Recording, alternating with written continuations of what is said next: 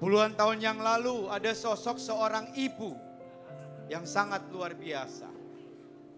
Yang bisa mengolah, yang bisa meramu, yang bisa juga mempertahankan anak-anak Slank sampai berada di puncak sampai saat ini.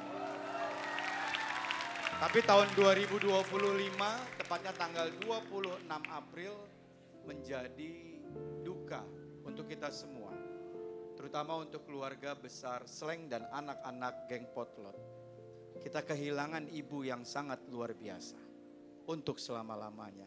Tapi perjuangan Bunda Yvette sampai kapanpun tidak pernah bisa kita lupa. Bim Bim.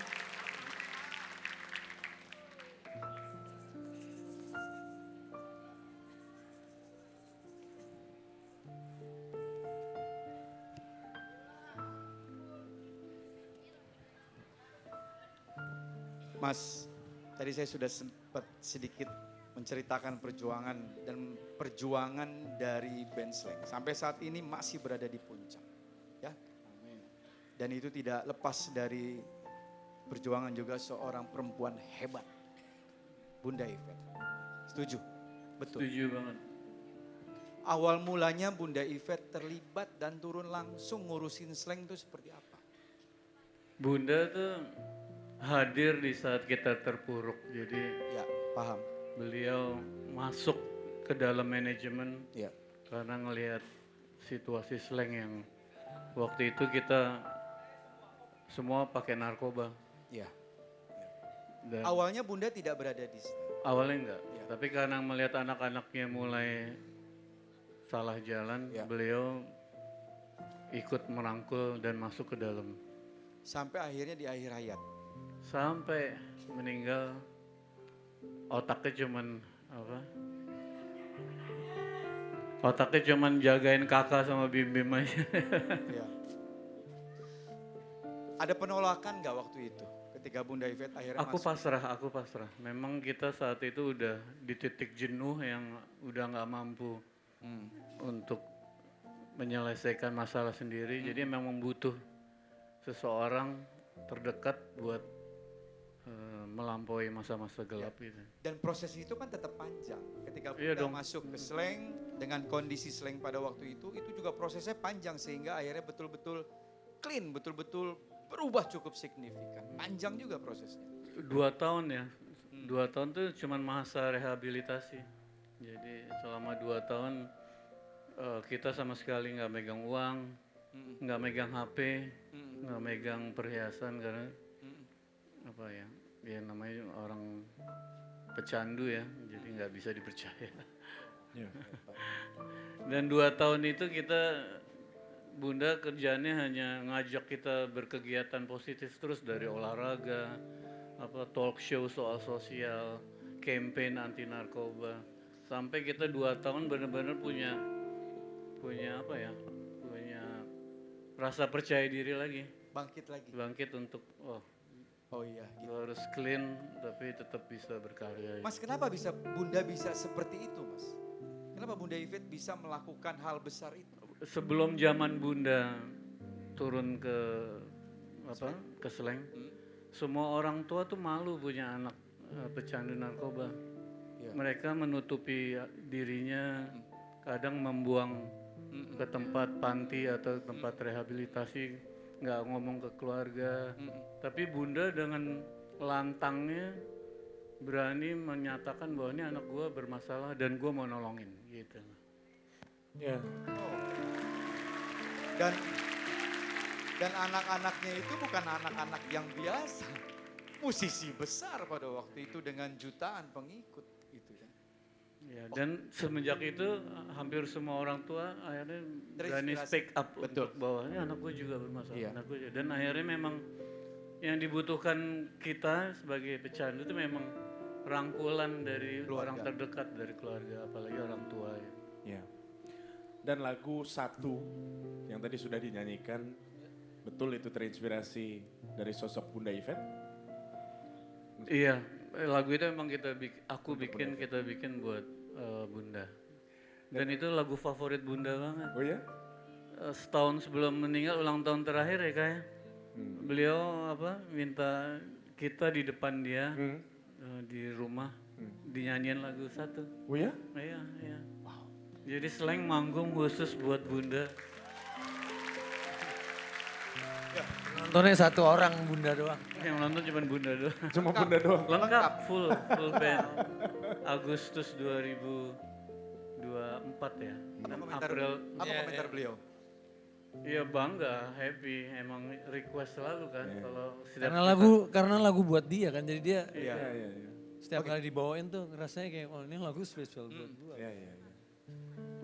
Mas, pernah gak almarhumah menyampaikan kepada teman-teman semua, keluarga besar Slank, beliau menyampaikan, memberikan apresiasi, perjuangannya berhasil ternyata. Pernah gak menyampaikan kayak gitu almarhumah? Dia mungkin secara langsung tidak, tapi dia nulis buku kan tentang itu. Oh iya, iya. Buku itu ditulis dengan maksud supaya banyak yang terinspirasi lagi untuk yang tadi Bim Bim bilang bahwa yang dibutuhkan seorang pecandu narkoba itu bukannya pembuangan atau penolakan atau penghinaan, tapi sebuah rangkulan yang ikhlas gitu lah. Itu udah nyembuhin dia like 30%. Iya. Sebuah rangkulan, sebuah kasih sayang tuh udah di mentality dan di hati seorang pecandu tuh udah 30% udah kayak ditolong gitu. Sisanya ya mungkin medis atau segala macam. Dan itu yang Bunda lakukan. Kalau kita bicara Bunda Yvette, setuju nggak nih? Kalau kita bilang Bunda Yvette itu bukan cuma ibu atau bunda untuk personil Slank aja. Tapi untuk seluruh Slankers. Iya. Karena ada momen-momen yang tercapture di sosial media. Ketika ya wajar, ketika di panggung kadang-kadang terjadi senggol-senggolan satu sama lain. Bunda Yvette tuh nggak jarang ke tengah panggung untuk menenangkan masa saat itu. Dan vibrasi positifnya berasa. Orang langsung diem, langsung berhenti saat itu juga. Karena yang nyuruh mereka adalah emaknya mereka, bundanya mereka. Benar nggak Mas Bibi? Iya. Itu bukan orang sembarangan loh. Satu-satunya ibu-ibu yang bisa mendamaikan orang berantem puluhan ribu ya Bunda Yvette doang. Itu. Dan itu menjadi sejarah. Diomongin hampir di semua konser anak-anak band.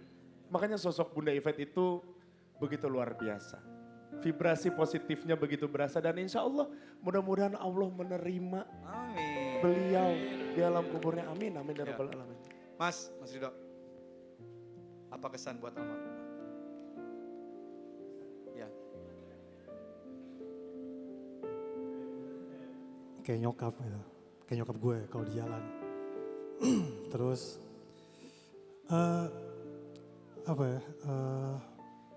mirip banget sebenarnya karakternya kayak nyokap gue. Jadi gue ngerasa kayak ngobrol sama bunda tuh kayak ngobrol sama nyokap. Dan setelah bunda meninggal, ini dari bunda. Ya Allah. Jadi bunda ngasih ke dibagiin ke semua teman-teman di Slank. Dan sejak itu setiap kali manggung gue selalu naruh ini di panggung gue. Wow. Jadi gue ngerasa bahwa bunda selalu ada di panggung. Ini saya kasih. Dan Bang Jing, kita kalau lihat dari tadi Mas Abdi, kayaknya menunduk aja Mas Abdi. Gimana Mas Abdi? Teman-teman, malam hari ini kita melihat sisi lain dari Slank ya. Yes. Kita melihat sisi lain dari Slank. Dan Mas Abdi juga dari tadi kayaknya menundukkan kepala terus. Gimana Mas Abdi? Ya, masa-masa terakhir Bunda tuh pas kebetulan saya lagi sakit ya. Beliau dengan dalam keadaan sakit pun beliau masih datang ke rumah sakit, menjenguk saya, memberi saya semangat untuk untuk bisa sembuh gitu ya, berjuang untuk sembuh. Itu yang saya nggak bisa lupa dari Bunda. Bunda dalam keadaan sakit menjenguk Mas Abdi yang dalam keadaan sakit untuk Iya. ngasih semangat supaya sembuh. Pelajaran paling juga lagi sakit. Kondisinya lagi sakit juga. pelajaran paling berharga yang buat kita ya. Semangat pantang menyerah dari Bunda itu yang membuat Slank sampai sekarang tuh tetap bertahan gitu ya. Karena ada semangat itu Iya, ya. iya. Dan itu tertular ke semua personil Slank, bahkan Slankers juga. Ya. Luar biasa loh. Kalau Mas Ivan, ada cerita Mas Ivan khusus. Kalau dari saya cuma mau bilang terima kasih banyak buat Bunda Yvette. Udah ikut bantu saya, tentunya kakak Bim Bim untuk sembuh dari narkoba. Bunda Yvette tuh seorang pejuang. Bunda Yvette udah nggak ada, ya perjuangannya otomatis estafet ke kita, ke teman-teman yang lainnya juga. Jadi perjalanan masih panjang, perjuangan masih panjang untuk kita jalani bersama. Kehidupan masih panjang juga insya Allah. Terima kasih Bunda Yvette. Ya. Allahumma firlaha warhamha wa'afi wa'afu anha. Kita bacaan Al-Fatihah untuk Bunda Yvette. Al-Fatihah. Maliki yaumiddin. Mudah-mudahan husnul khotimah, dimaafkan segala dosanya, dilapangkan kuburnya, dan diberikan kekuatan yang sangat luar biasa sampai kapanpun untuk keluarga besar Amin. Slank. Amin. Amin. Amin. Semangat luar biasa. Hei. Oke.